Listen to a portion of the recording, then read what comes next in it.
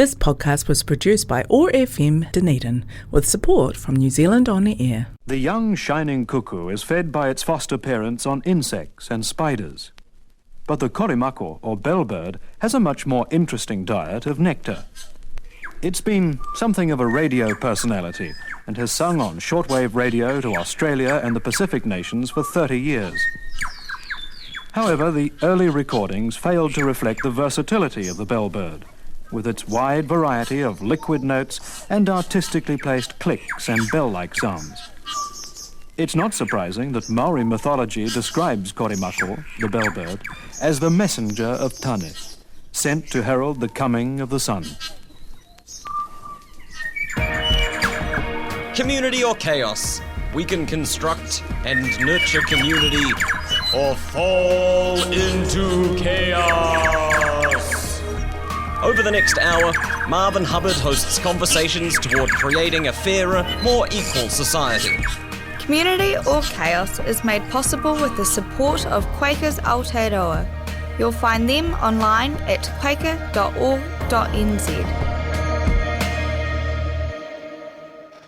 Good morning, friends. Today we have with us Simon Schofield as a professor of teaching fellowship at the University of Otago Law School, and he has had experience with employment advice, mostly I think from the employer's standpoint, according to the university. And we've got Cory Bourne from the CTU as an advisor on health and safety. And you can podcast this by going to oar.org.nz and then going to podcast and going to Community or Chaos. Well, welcome, Simon and Cory, to Community or Chaos. Hopefully more community and less chaos. How are you? Well, I think I'll start out with a question for Cory first. Could you talk about the history of health and safety regimes in New Zealand between the second half of the 20th century and November 20th, 2010? Kia ora, Marvin. Thanks for having us on. So New Zealand's health and safety regime in the second half of the 20th century, we've done a little bit of research before coming on, saw that it was very broad and very ad hoc. Saw a stat here by 1980, New Zealand's occupational health and safety legislation covered by 31 different pieces of legislation, supported by some 100 plus regulations and approved codes of practice, and administered by 5 different government bodies. So it was a situation where certain workplaces were covered by bespoke pieces of legislation, others not. So very ad hoc in its approach. If we go over to the UK in the 70s, there was a big change there. So they had a number of industrial issues, workplace fatalities, and they commissioned a review into health and safety through Lord Alfred Robins. So he was a trade unionist and a head of the National Coal Board in the UK, and he took a review of their system in which they found that they needed to simplify the laws and leave the duties of health and safety to those that are creating them, the businesses, but making sure the workers are involved in the processes around workplace health and safety, but also that it was overseen by a strong and capable regulator. So in New Zealand, obviously, we were opposite of that through the 80s and to the 90s. We're in 92. We had a new piece of leg come in, Health and Safety Act 1992, which I guess tried to move towards that UK model, but given the political environment at the time, we weren't so committed. The role of the state greatly reduced, so that strong and capable regulator wasn't brought in as much, and the self-regulation of the 90s meant that we were leaving it to workplaces, but it did try and codify all those leg into one in New Zealand. But as I say, the commitment to that Robin-style tripartite model wasn't there. And then through the 2000s, there are a couple of amendments that strengthened some of the participation practices in health and safety. And then your end date of 2010 obviously was a big catalyst of health and safety with the Pike River mine. So a very quick overshoot of the regulatory regime. Simon, would you have anything to add to that, or would you like to talk about the changes?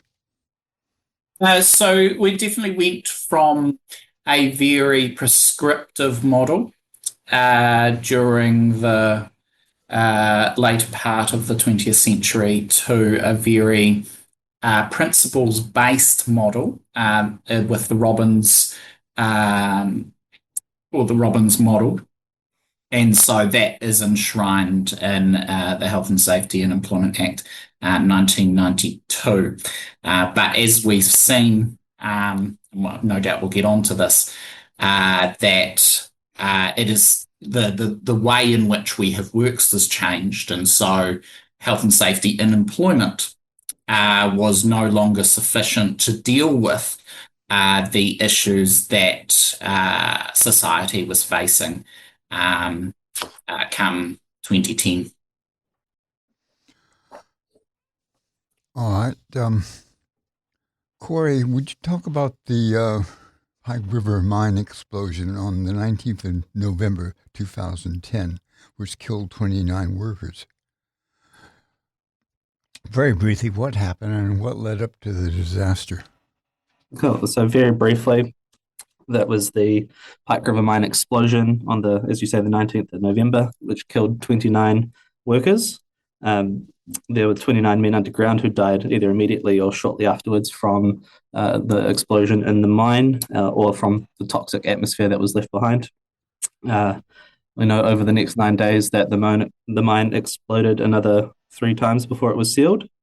And then following that, we had 2 critical reviews. So one was the Royal Commission into the Pike River mine that focused on the issues that led to that disaster. And the other was the Independent Task Force review, which was reviewing the New Zealand health and safety system more broadly. Some of the key factors that led to the Pike explosion was a board of directors, a governance of the Pike River Mine Company that didn't have a great deal of interest in the health and safety system of the business. We know from the review there that a number of issues were raised through the workers up the chain up until the day of the explosion. There were numerous warnings of methane, excessive methane, and to a point where it was explosive.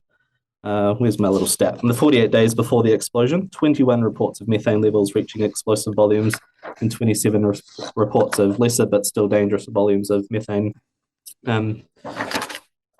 So poor worker engagement, poor health and safety practices, and another key finding being the regulator, the Department of Labour, who was the regulator at the time, didn't have the focus, capacity, or strategies to ensure that Pike was meeting its duties. I know from the report as well that the drive to mine the coal had the blinders on so that other operational activities such as the health and safety compliance and systems took a bit of a back seat to that drive. And Simon, if you want to add anything, feel free to jump in. Just that some of the way, as you say, some of the way in which Pike River was set up was very much focused on making money. So that fed through to the workers. For instance, they had bonuses in which incentivized them essentially not to report health and safety because then they'd get more money by working in the mine. So that's not very helpful in ensuring best health and safety practices. And it doesn't also, the point that Cory made, that we've got an underfunded regulator that doesn't have the technical expertise that's necessary to deal with these situations. Mining is a very complex industry. And so having a regulator that's able to understand that industry is vitally important. Instead, we've got, as was shown on TV at the time. It was the police fronting it, which shows the real challenge of health and safety in that industry. So, in a way, that what happened in Pike River was a sign of the times when you talk about the importance of making a profit first. Is it still, that would still be the case in a lot of industries, wouldn't it?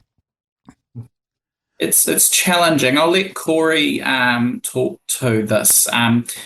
Certainly, there were lessons learned from Pike River, but I'm not sure all of the lessons have fallen on deaf ears.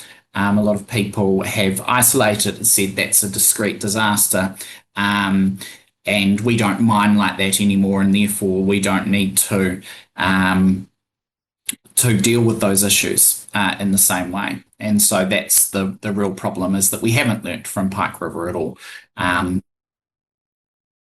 Cory? Yeah, there's definitely a New Zealand cultural element to this as well, of, as you say, trying to make a profit, but we need to make sure that good health and safety practices as a part of doing business. It's not an additional cost. It's just something that needs to be done. So there's a lot of culture shift in that space that still exists. So, good businesses know that health and safety is a part of productivity. It's a part of doing business well. And then obviously there's going to be others that still, see it through that guise of red tape and additional costs. It's about having a system that leads that step change towards good health and safety.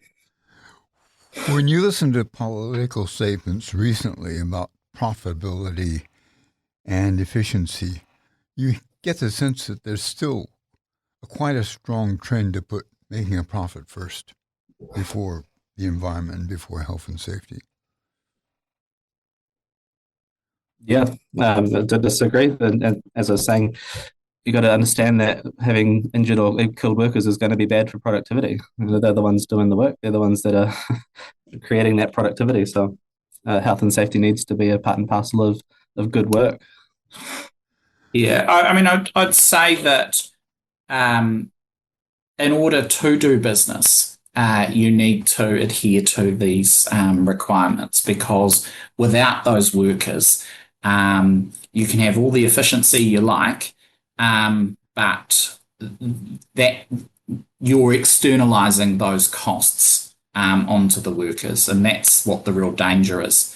So the profits are going in one direction, but the costs to society are going in another direction. So that's something to be really conscious of in this space. I would say also that Pike River was a wake-up call, in the sense that there is perhaps now more than there was then a bigger health and safety industry, consultants and the like, who are able to advise on a lot of these issues.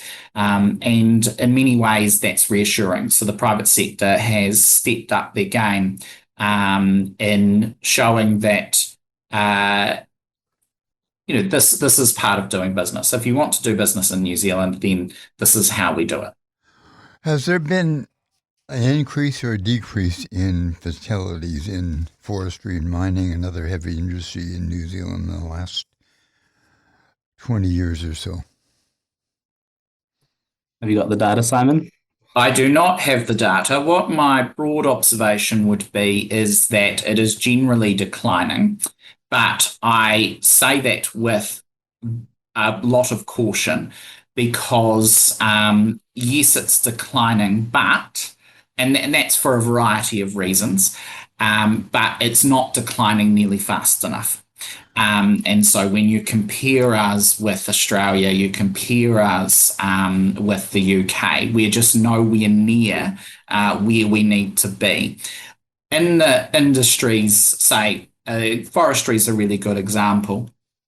There used to be, and there still is, a lot of deaths of young, untrained workers. And that has been slowly decreasing because of changes in technology. So you'll see often on the forestry sites a greater use of machines, but they themselves, of course, come with risk. So you're replacing one risk with another risk, perhaps a slightly lower risk, but nevertheless still a risk. So although it's trending downwards, that's no reason for complacency at all. Don't we still have almost twice as many fatalities as Australia or UK? That's right. I think the UK is a difficult one. Yeah. Sure. Yeah, so we've got a primarily agricultural-based economy. I say that with a caution. And that inevitably leads to higher risk of injuries and death. And so Australia is definitely a better comparator than the UK, which is focused, certainly in the UK, they're focused on it being a service-based economy.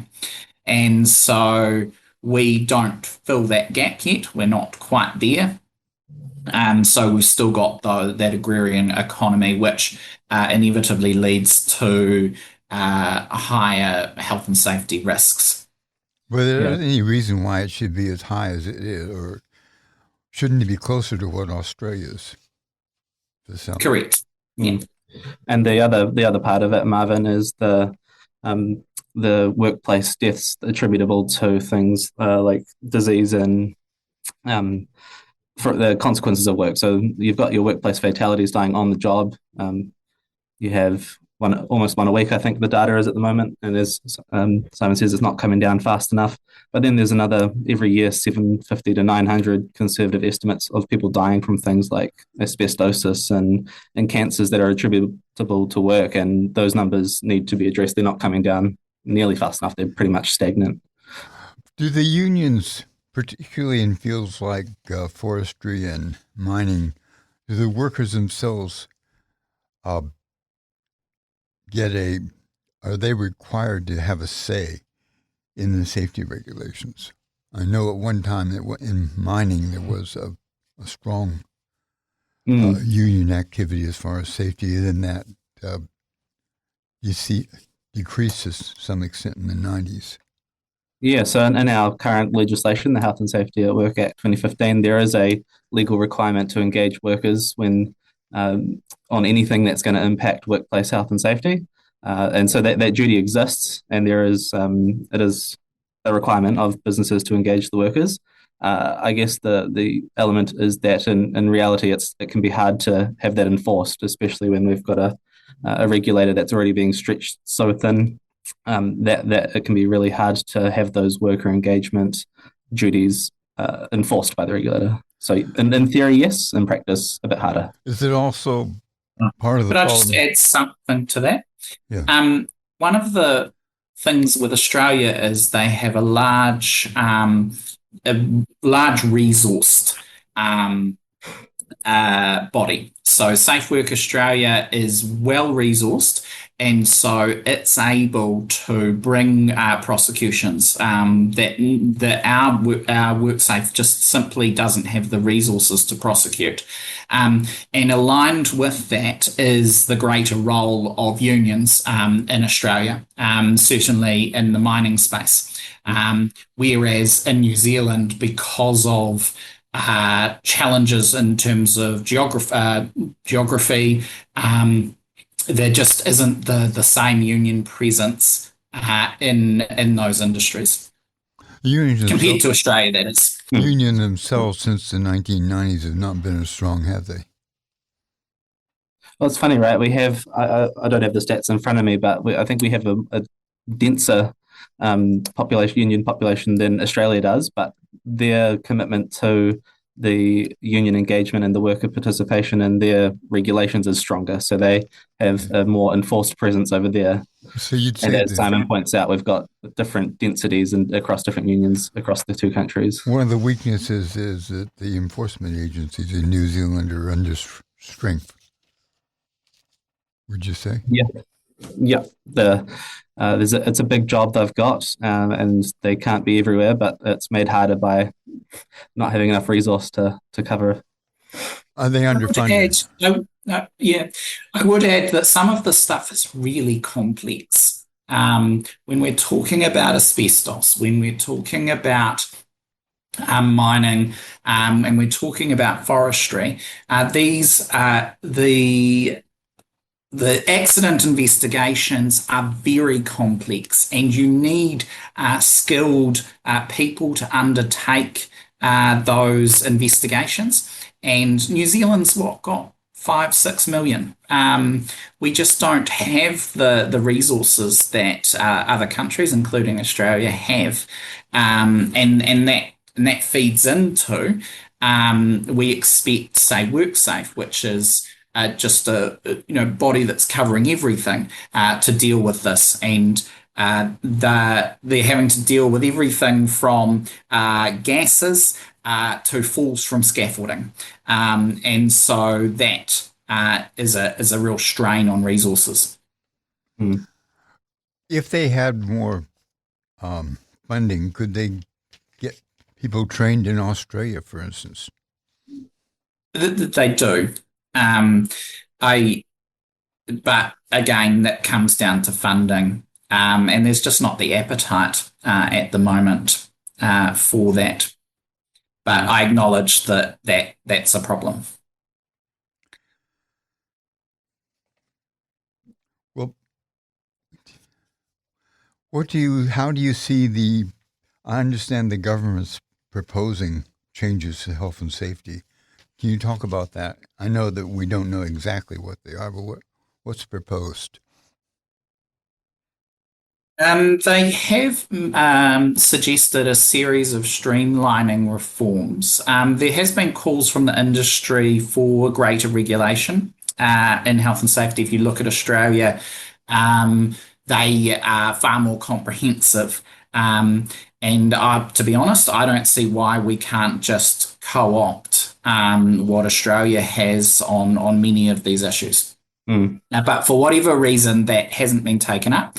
And we insist on going through each document with a fine-tooth comb to ensure that it meets New Zealand conditions. And we see that famously with the minister announcing reform of children picking up eggs on farms. And I think that's sort of the idea there, that certainly the minister's idea was to show the stupidity of the regulation, that it can be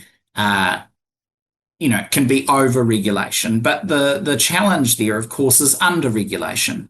So it's all very well to talk about kids getting eggs, but if those kids have to cross a dam to get it, go through water, or they have to go on a motorbike to get there, then you've just changed that whole health and safety risk in that space. And so it's not simple, and these issues need to be worked through. And I am not sure, to be honest, that they are being worked through with sufficient rigour. And Cory, do you have anything to add to that? Yeah, so I think that if we reflect back on those reports that came out following the reviews into Pike in the Royal Commission, that set out the blueprint for where New Zealand needed to focus its attention to really improve its health and safety game.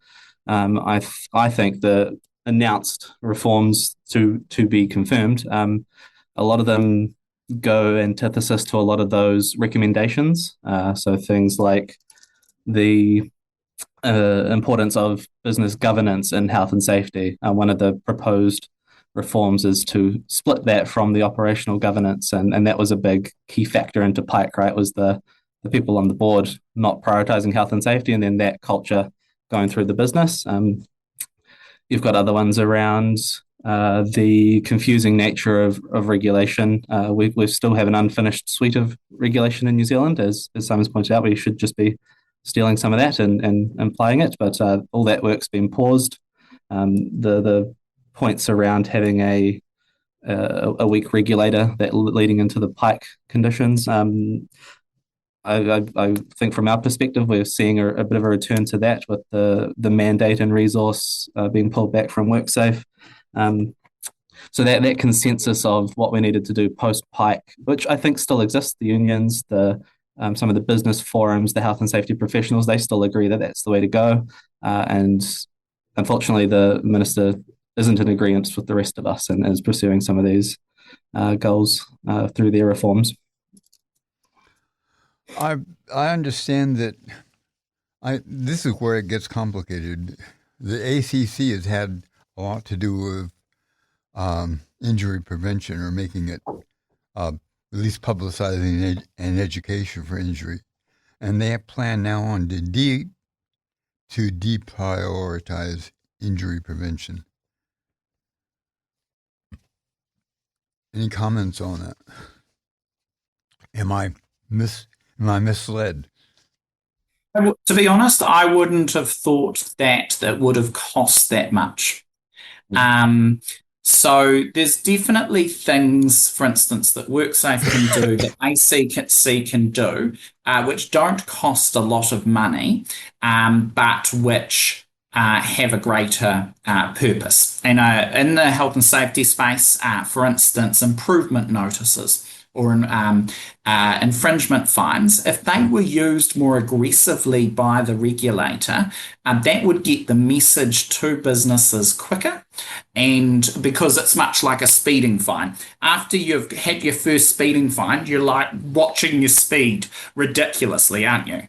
And so I think that our approach is, well, we don't want to be seen to be nasty. We want to be seen as an educator.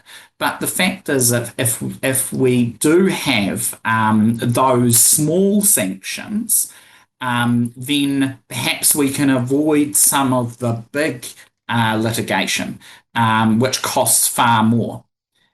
So if we can use those tools more effectively, that would be better.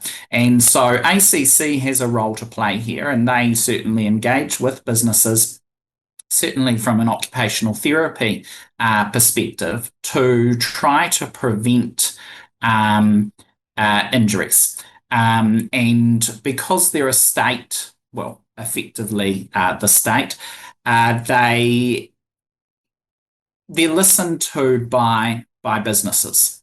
And so they often take what ACC's says on board and therefore incorporate that, which can be challenging at times for a union, say in a collective bargaining environment where everyone's wanting wage increases, that having ACC there pushing these changes is an important part of the framework we have.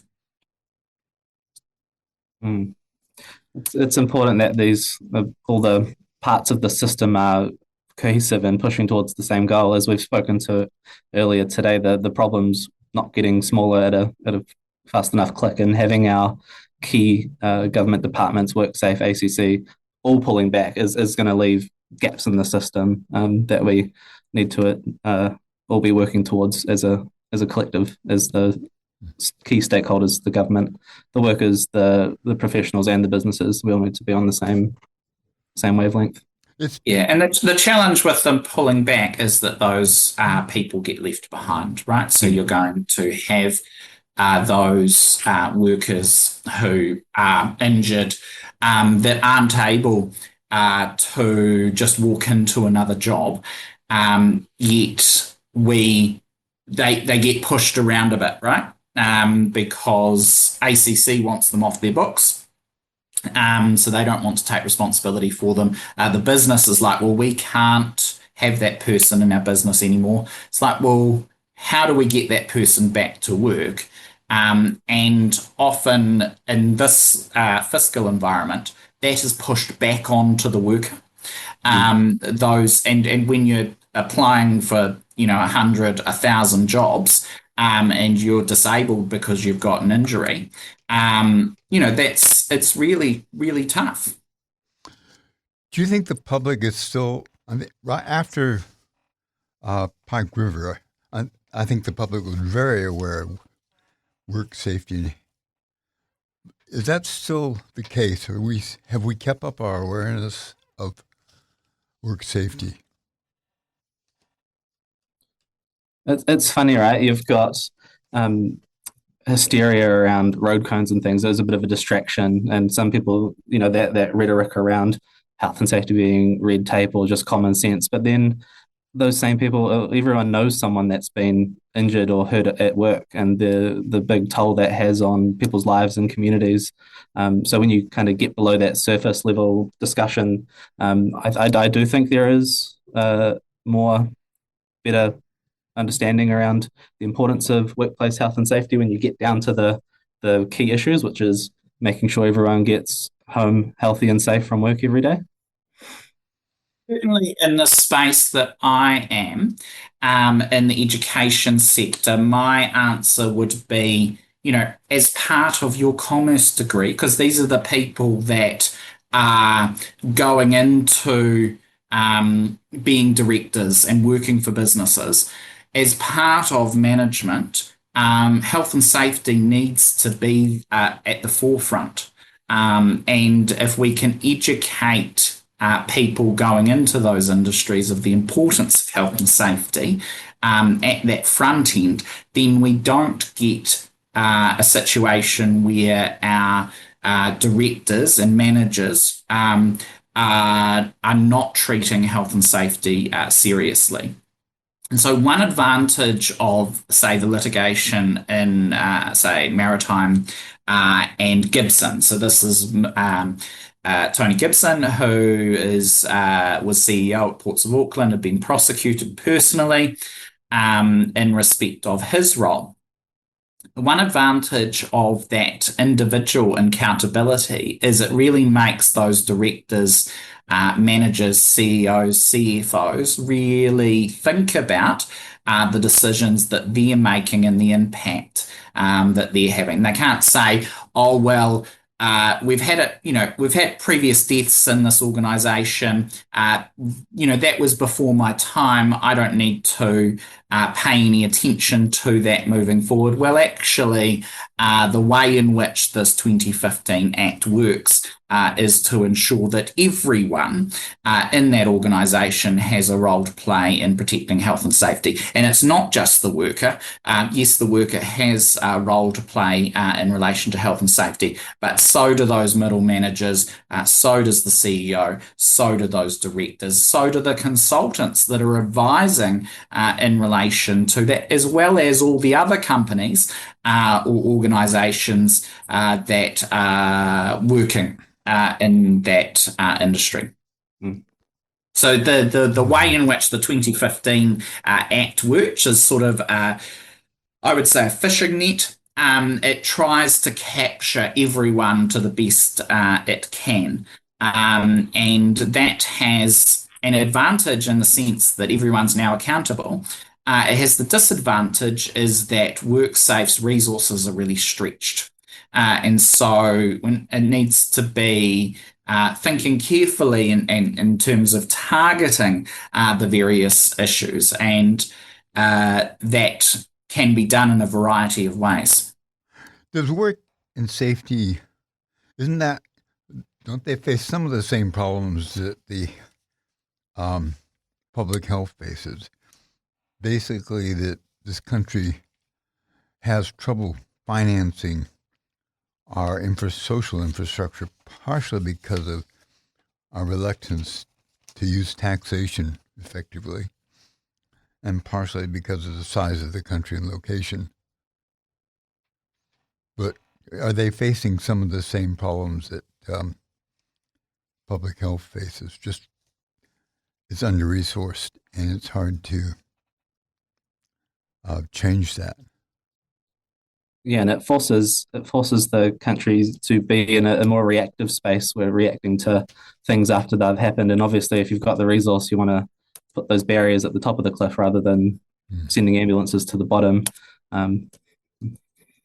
There's lots of things that could be done, but that won't because of the political climate. For instance, WorkSafe could change the legislation to make the defendants pay for the cost of the prosecution, right? So currently we essentially subsidise the prosecution by WorkSafe in our general taxes. And so it's the general taxes that pay for WorkSafe. But if WorkSafe had more of an incentive to get more money out of the defendants because of those breaches of the Health and Safety Act, then that doesn't need to come from general taxation. Of course, there's a reluctance to do that because your primary defendant is going to be a business, and we don't want to unfairly impinge across them. But you say that if the worker brought the case, say they're still alive, then they would be required to pay a greater share of the employee advocate or representative's costs in the Employment Relations Authority and Employment Court. But when you're going down the Health and Safety at Work Act, the way in which that system works is that essentially there's this large cost of prosecution, and the WorkSafe only get a fraction of that back. Are there people... So my point is that there's solutions here, but people may not like them.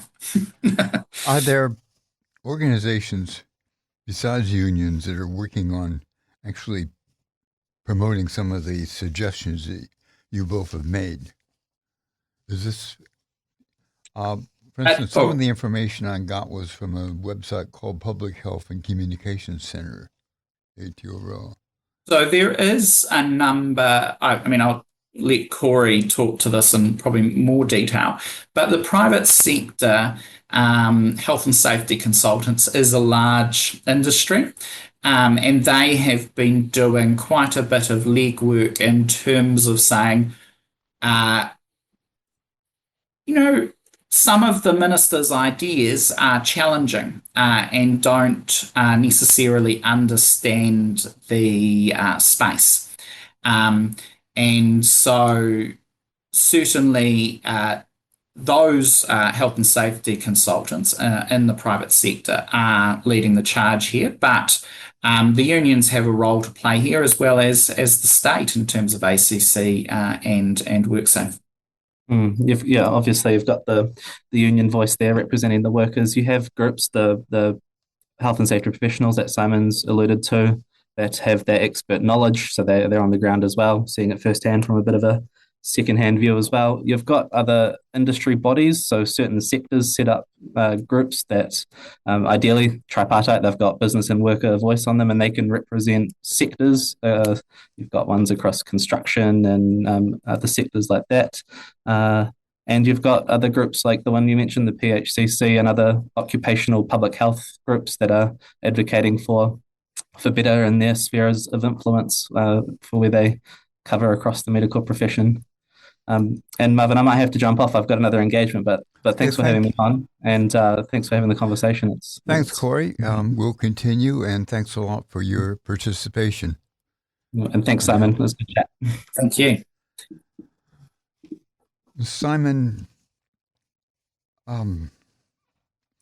before we go on to mediation and so on, would you have anything more you'd like to say generally about health and safety?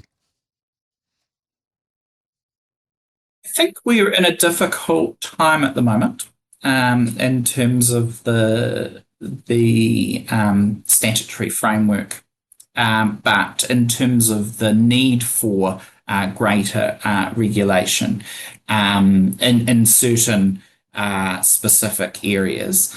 And we need to be alive to that. So I think that education is an important part of the solution here. Do you think part of the problem is that we've got a general, I think in the English-speaking world, we've got We think short term.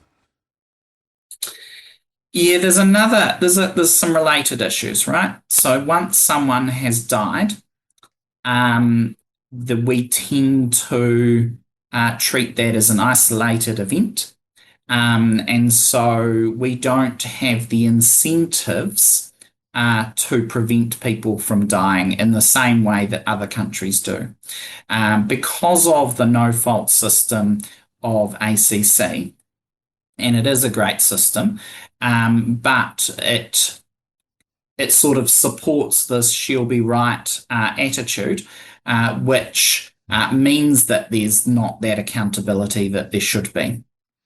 Well, it seems to me that both in the organization of industry, but also things like asbestos and other things that have to do with health, you have to actually, you've got to look beyond the next dividend. You've got to look beyond 2 or 3 years, don't you?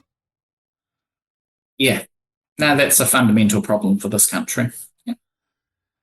And I don't have the solution for you, but definitely the profile of health and safety has been raised, but I think it needs to continue to be folded into the way in which we do business in this country. Since the Employment Contracts Act in 1991, union coverage has fallen sharply. About 14% of workers are represented by unions, and they tend to be in the public service sector. So where do workers go for help when not covered by union membership, and they face they feel they face harassment, or they get dismissed and feel the dismissal's been unjustified? So there are a few options. Obviously, going to a union or a union representative in those circumstances is an option. But for some areas of the country, the union density is just not there. And so often what fills the gap is lay advocates as well as lawyers. And so lawyers aren't cheap. And so that means that a worker who has lost their job, doesn't have any money coming in, is often forced into a situation where they need to go to a lay advocate to pursue a personal grievance, often against their employer. And as a result of raising that personal grievance, they'll often go to mediation, and then the Employment Relations Authority, and if necessary, to the Employment Court. Can you tell me about the lay advocates? Yeah, so there's a number of challenges with lay advocates, and partially that is fed by a lack of education. You have to think about why we have lawyers to begin with. Why can't we just have anybody turning up to court and arguing the case? And in fact, the courts are increasingly being filled with people that are self-representative. So they're arguing their own case in front of an authority member or a judge. Now, lay advocates have the advantage of knowing what works and what doesn't, and has that ability to present the case. So a good lay advocate, as case law has suggested, is as good as a good lawyer. The challenge is, of course, that there's no regulation of lay advocates at all, certainly at a formal level. And so some lay advocates who don't have legal training often fall into the trap of taking on their client's case and getting very personally involved with the attendant consequences to that. It's definitely something that the industry has called for in terms of the regulation of advocates, that there's something needs to be done. But neither the left or the right form of government has so far been successful in getting past this need for regulation. They just haven't been able to. They've had other priorities on their plate, and so haven't addressed it. And so it goes on, and that it causes a lot of angst for both employees and employers. And often the Employment Relations Authority and the Employment Court are the ones that are effectively having to have craft orders in order to do things that a lawyer would ordinarily do or ordinarily wouldn't do. And so that's the way in which they're being informally regulated, i.e. the employment institutions themselves are having to pull finger.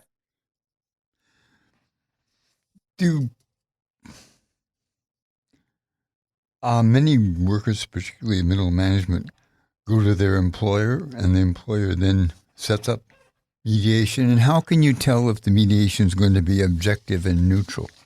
Yeah. So the first thing, I probably should have cautioned that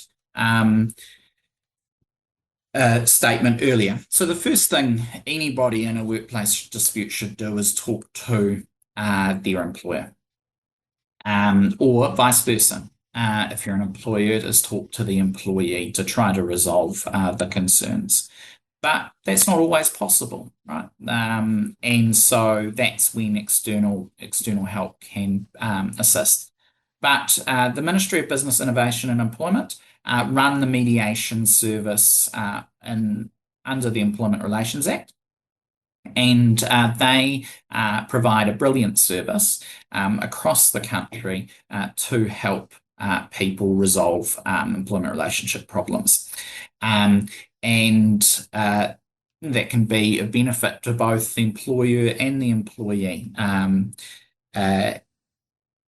And mediation is intrinsically part of the way in which the employment relations framework has been set up in this country.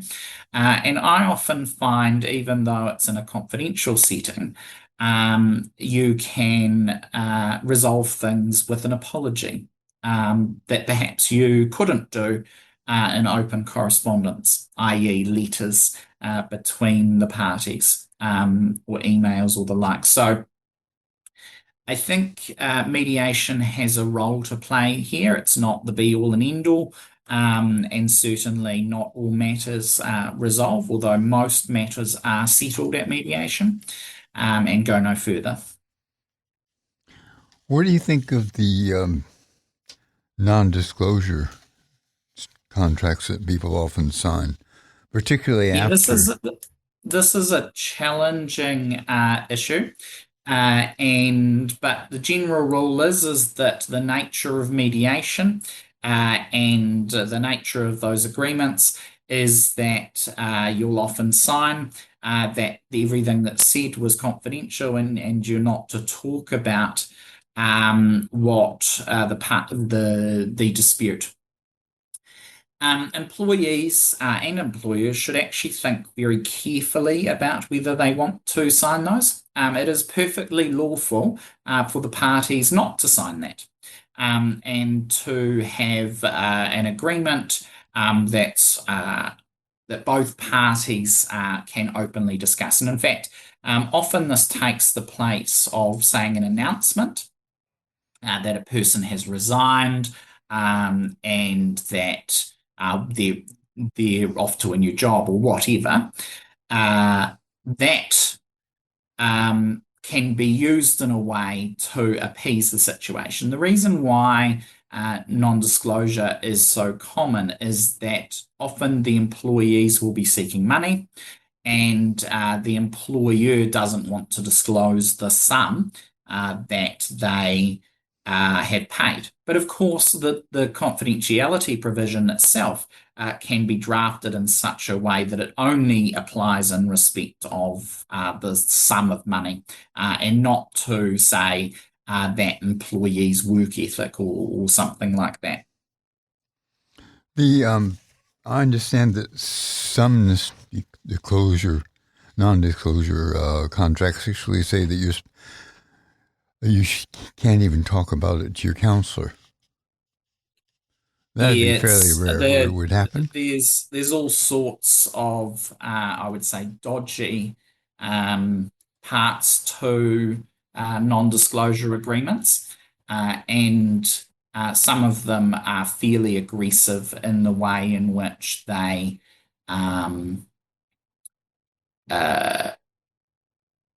fairly aggressive in the requirement in respect of confidentiality. So my suggestion is that any employee that signs one of these non-disclosure agreements gets independent advice as to its meaning and effect.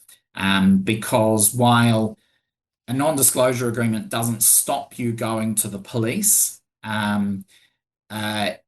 or going to a professional body or the like, the reality is that that is going to cause a number of issues because that employment relationship problem hasn't been solved. So my suggestion often is to do if you're going to make those disclosures to the police or to the professional bodies, that is done prior to signing one of these non-disclosure agreements, and with the full knowledge of the other side of what's happening, because that guarantees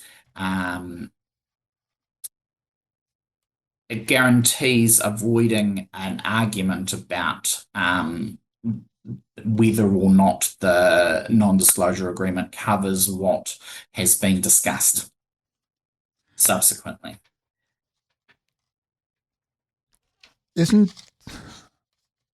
Aren't many of the people who are in a situation like this at a disadvantage, or at least feel it, are actually they're dealing with a large employer. They hope, if they're losing their job, they hope to get some kind of financial help. And they might feel like they have to sign this. They may not have to sign it, but they may feel like they have to sign it. It's actually, there's currently a bill going through Parliament in respect of pre-termination negotiations, which allows an employer to have settlement discussions about ending an employment relationship for a sum of money. This would only encourage that sort of behaviour. What I would advise any employee in that situation is to get independent advice, go to a lawyer, go to a lay advocate, because then you'll be in a more sure footing of what's occurring, and then you can appreciate what you're signing, so that you don't get in a situation where you say that your boss is a prick.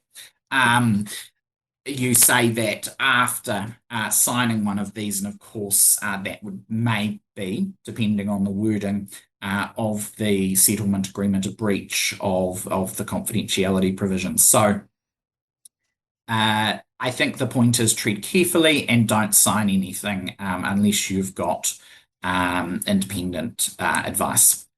We have worst case scenario, that can be, a family member, a friend who provides that support, so that you don't feel pressured in those situations. Okay, what do you hope for in the way of changes in the future as far as health and safety, and also people who feel like they have lost their job in an unfair way. How do you see the future? It's a big pie in the sky question, and I'm not sure I have all the answers. I do worry about some of the changes in the current Employment Relations Amendment Bill in respect of Uber drivers. I think that for some people that's going to be fine and not a problem. For others, it is going to be a problem. I do worry about the changes to the rules relating to contribution because so that means that employees who have been dismissed unjustifiably may not be entitled to any remedies, looking at their conduct holistically. And there's a real challenge there when there's such a low threshold for serious misconduct. So I imagine the courts are going to have something to say on that. The high income threshold is what it is, but I imagine a mountain of litigation that's going to arise as a result of that change. What else is there? Well, thanks a lot for coming on, Simon. I have run out of time. It's all right. I really appreciate what you've had to say, and we'll talk again. Okay, thank you very much. Thank Bye-bye. you. Bye. We've been talking about employment and safety. This podcast was produced by OAR FM Dunedin with support from New Zealand On the Air.